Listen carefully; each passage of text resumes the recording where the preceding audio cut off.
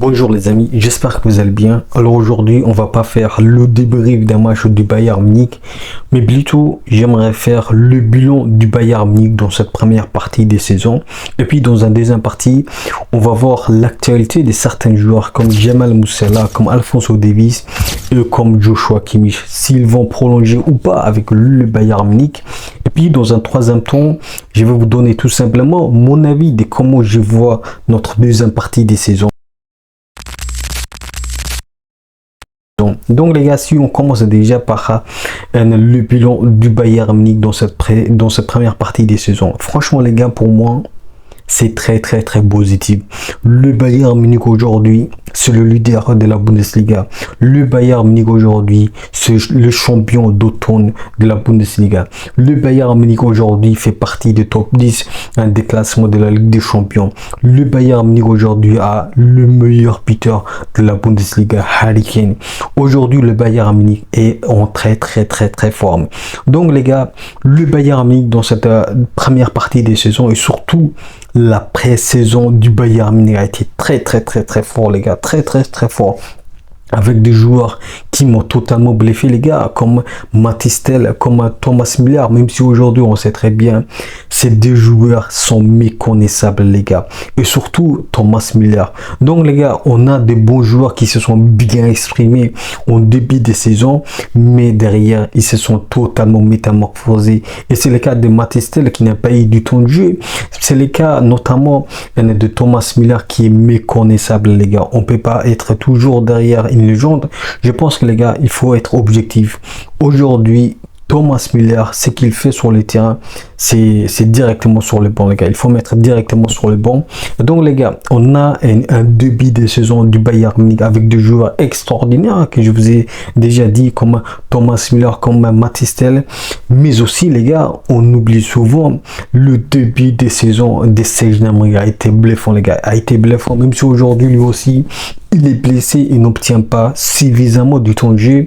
Donc les gars, un début de saison très fort du Bayern Munich, et surtout les gars, un Michael Olise qu'on a recruté récemment, mais qui s'est facilement intégré avec le Bayern Munich.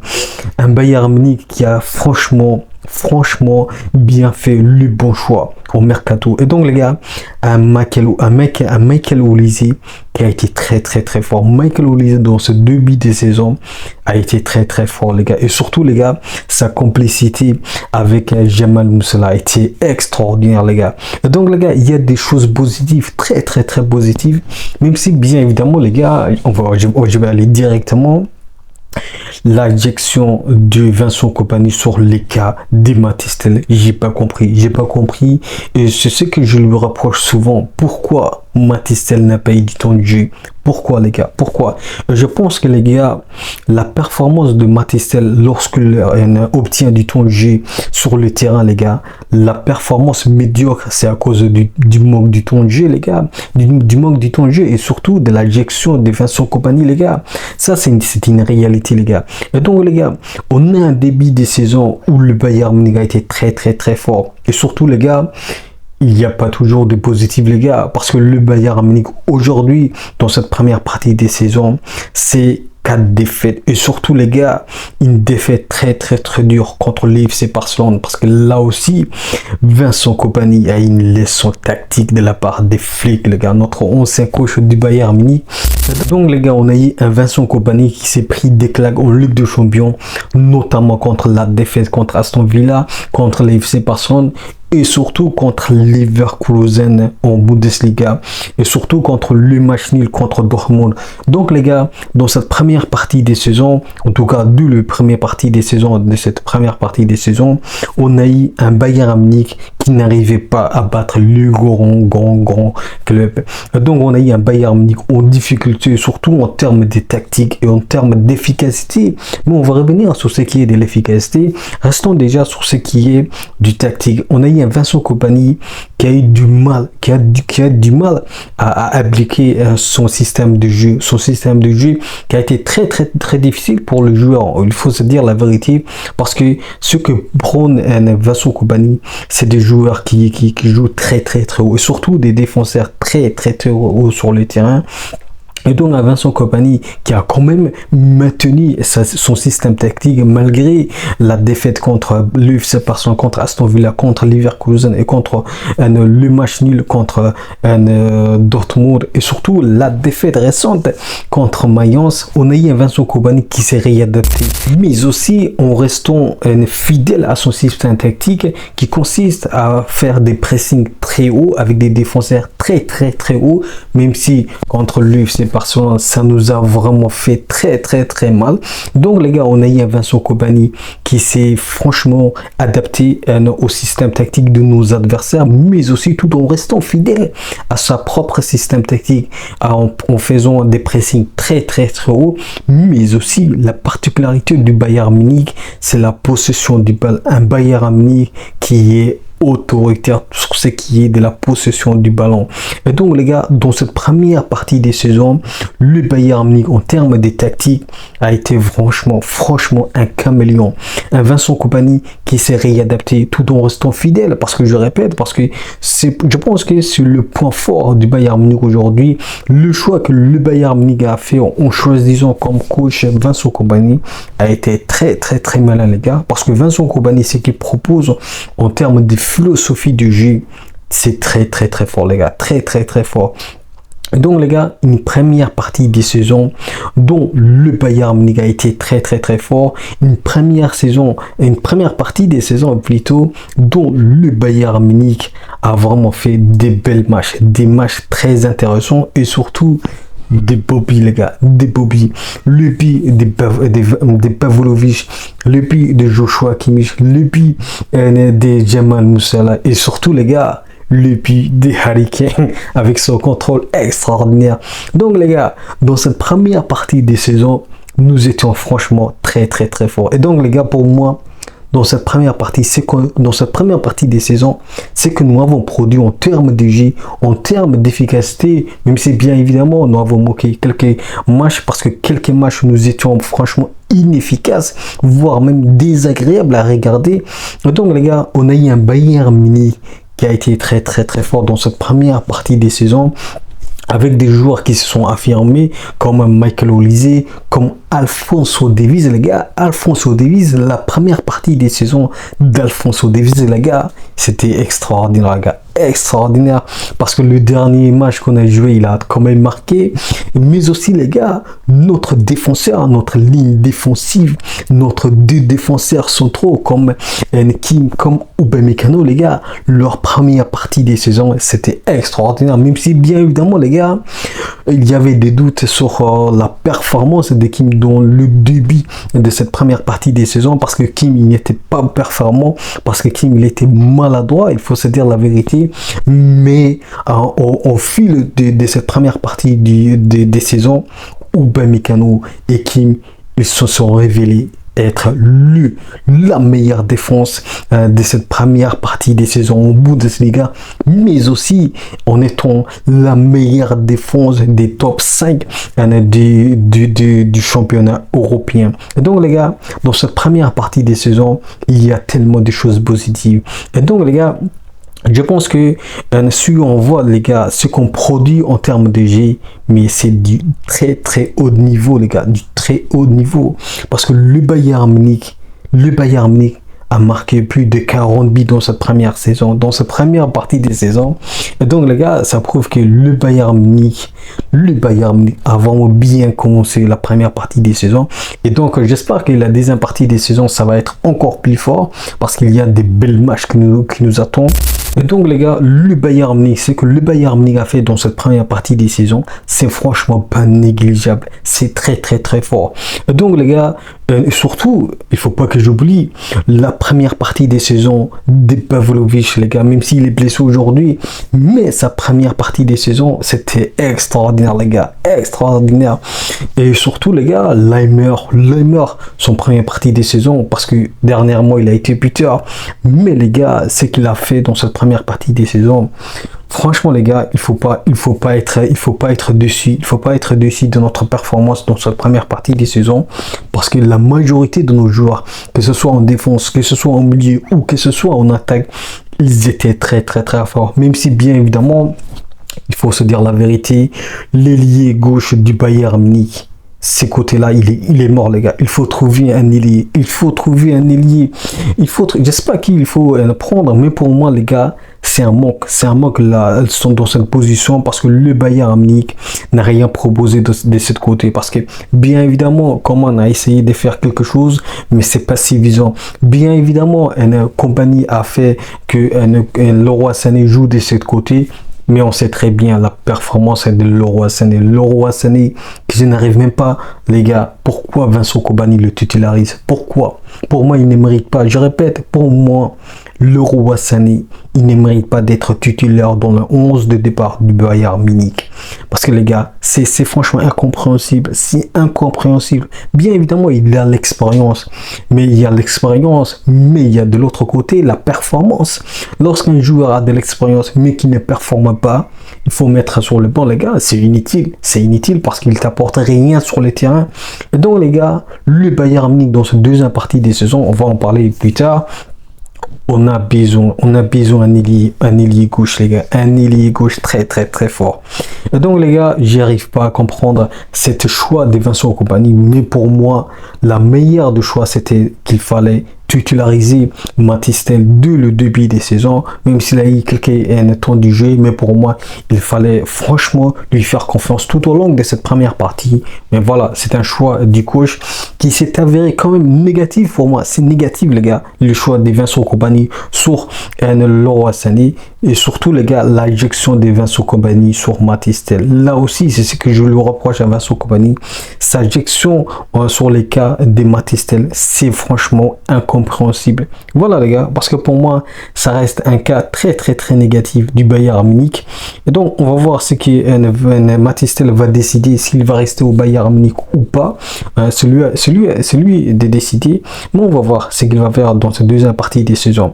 Et donc, les gars, dans cette première partie des saisons, je pense que, les gars, c'était très, très fort, les gars. Très, très fort. Même si, bien évidemment, on va en parler. La première partie des saisons de Manuel Neuer, les gars. Un Manuel Neuer qui a fait quand même de boulettes en Ligue des Champions et surtout en Coupe d'Allemagne et en Bundesliga, bien évidemment.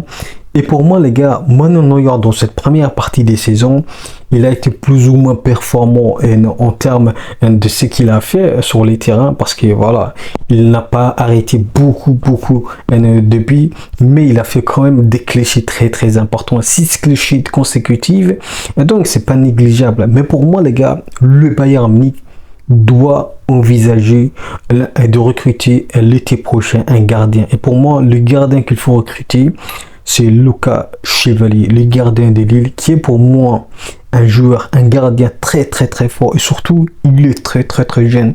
Et donc, il peut prendre facilement le relais d'Emmanuel Neuer.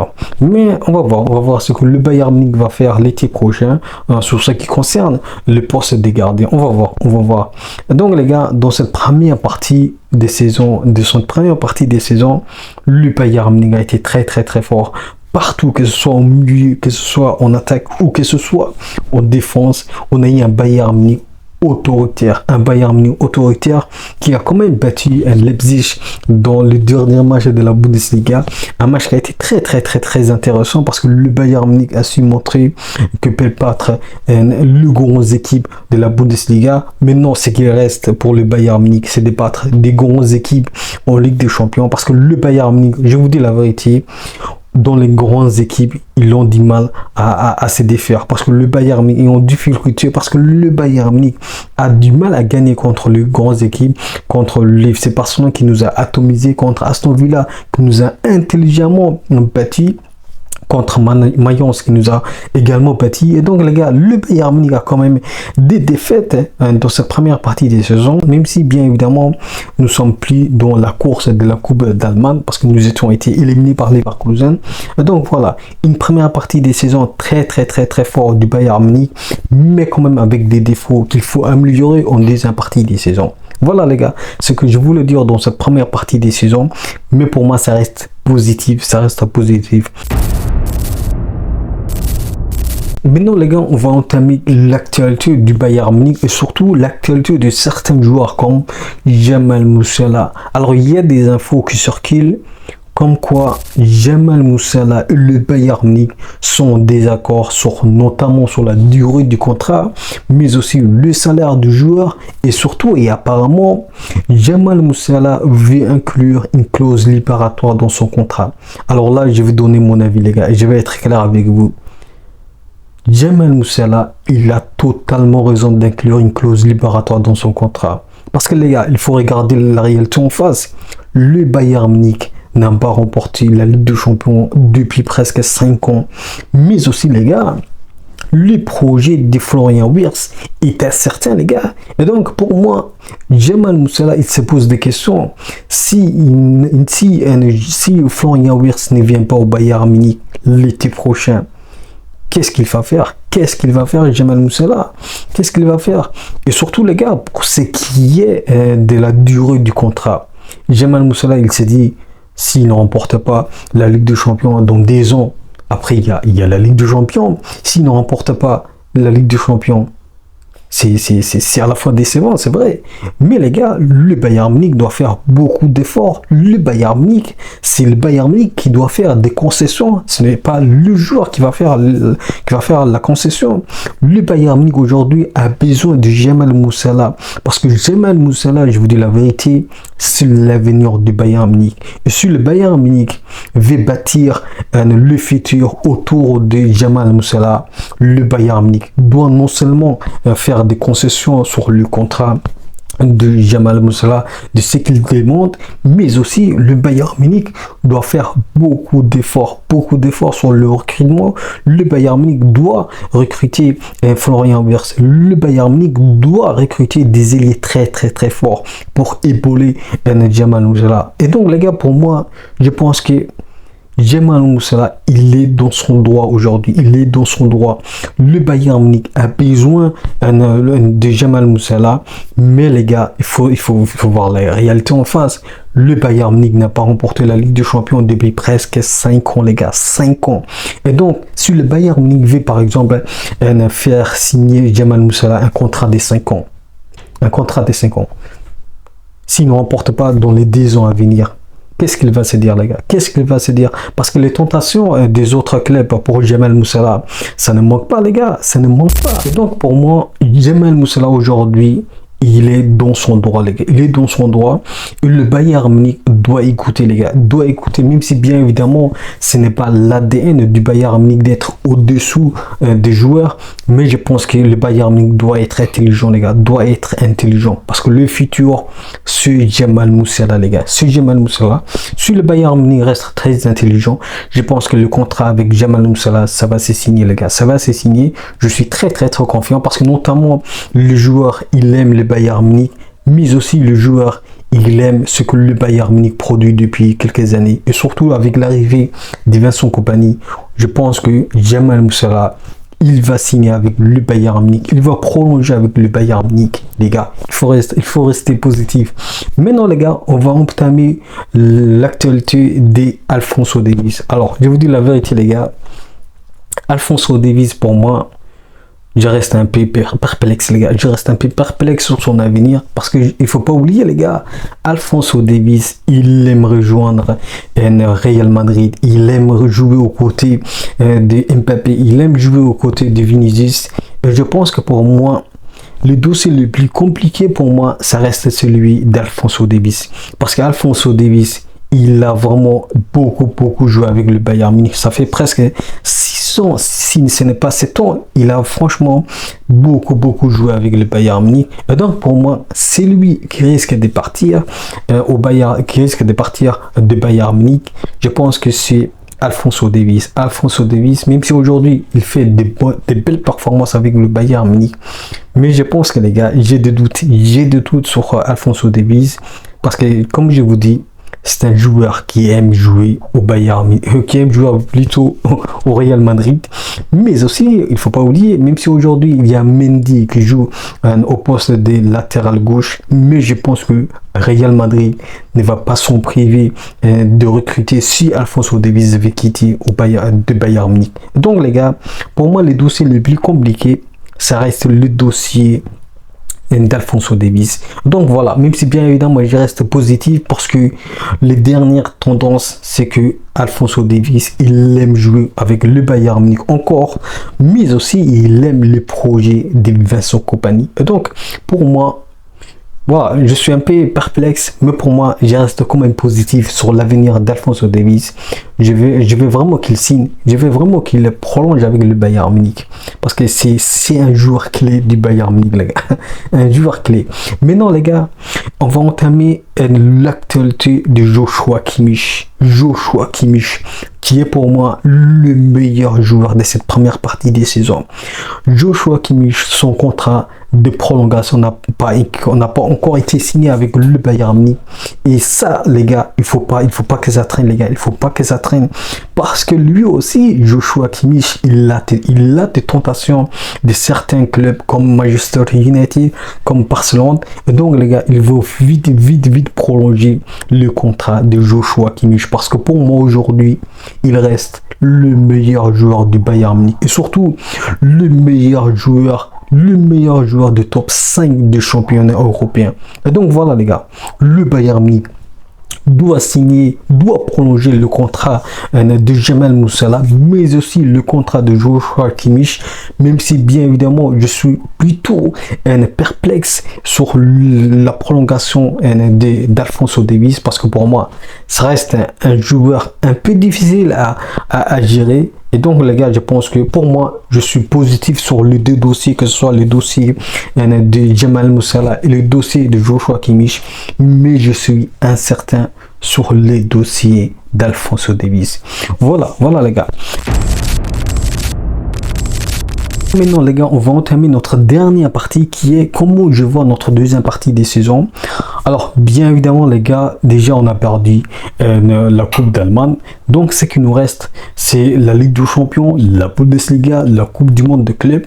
Bon, ce que je vois qu'on va remporter déjà, c'est la Bundesliga. Par contre, je suis incertain que le Bayern Munich va remporter la Ligue des Champions cette saison. Je suis incertain que le Bayern Munich va remporter la Coupe du Monde de clubs. Parce que le Bayern Munich, les gars, il ne faut pas oublier, dans cette première partie des saisons, on a vu un Bayern Munich qui n'a vraiment pas bâti de grands clubs en Ligue des Champions. On a eu un Bayern Munich très en difficulté contre le Barcelone, contre Aston Villa, même si nous avons bâti un Benfica. Mais je pense que, même si bien évidemment aussi on a perdu qu'on a gagné plutôt contre le Paris Saint-Germain, mais je pense que les gars, le Bayern Munich est aujourd'hui en difficulté contre les grandes équipes dans les top 5 du championnat européen et surtout en Ligue des Champions. Et donc pour moi, je restais totalement pessimiste sur une possible victoire du Bayern Munich en Ligue des Champions. Au moins, je pense que le Bayern Munich va atteindre la quart de finale, voire même la demi-finale, pour être un peu plus optimiste. Et donc les gars, pour moi en Ligue des Champions, le Bayern Munich va soit s'arrêter en quart de finale, soit en demi-finale, mais je vois pas un Bayern Munich qui va atteindre la finale de la Ligue des Champions, même si bien évidemment les gars, il faut pas rester négatif. C'est le football, et le football, il y a toujours des surprises. Et donc les gars, le Bayern Munich, pour moi, il est possible que le Bayern Munich s'arrête en demi-finale ou en quart de finale. Maintenant les gars, dans la Coupe du Monde de clubs, le Bayern Munich, est-ce que le Bayern Munich va atteindre la finale? Là aussi, je pense que pour moi, le Bayern Munich va au moins atteindre la demi-finale, parce que je reste sur le même position, le même avis. Le Bayern Munich est en grande difficulté contre le grand club. Est-ce que le Bayern Munich va vraiment battre des grandes équipes en deuxième partie de cette saison? C'est ce que j'attends. Si le Bayern Munich bat des grands clubs dans cette deuxième partie, et surtout avec la manière, là, je pense que le Bayern Munich va changer mon avis. Mais on va voir. Mais surtout, les gars, on va rester positif. Le Bayern Munich doit remporter la Bundesliga. Et surtout, le premier trophée des Harry Kane dans sa carrière. Et je pense que, les gars, il faut rester positif. Un Bayern Munich qui va remporter la Bundesliga, un Bayern Munich qui va quand même atteindre soit la quart de finale, soit la demi-finale en Ligue des Champions, un Bayern Munich qui va atteindre là aussi en demi-finale, comment dire, j'ai totalement oublié. Dans la Coupe du Monde de club, est-ce que le Bayern Munich va là aussi remporter? Je sais pas, je sais pas. On va voir déjà ce que le Bayern Munich va proposer en deuxième partie. Parce qu'en deuxième partie de cette saison, les gars, il faut pas oublier, des joueurs vont revenir. La majorité, si ce n'est la quasi-totalité des joueurs blessés vont revenir. Que ce soit Stanisic, que ce soit Sacha Boey, que ce soit Ito, les gars, Ito qui n'a même pas joué un seul match. Le seul match qu'il a joué, il s'est blessé.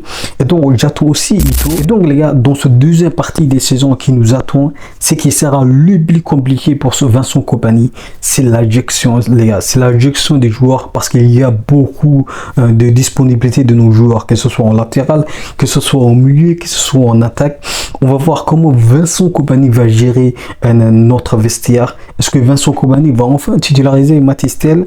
On va voir, mais je pense que les gars, avec le retour de nos joueurs blessés, ça va certainement nous renforcer. Et je pense que là, le Bayern Munich va vraiment être compétitif.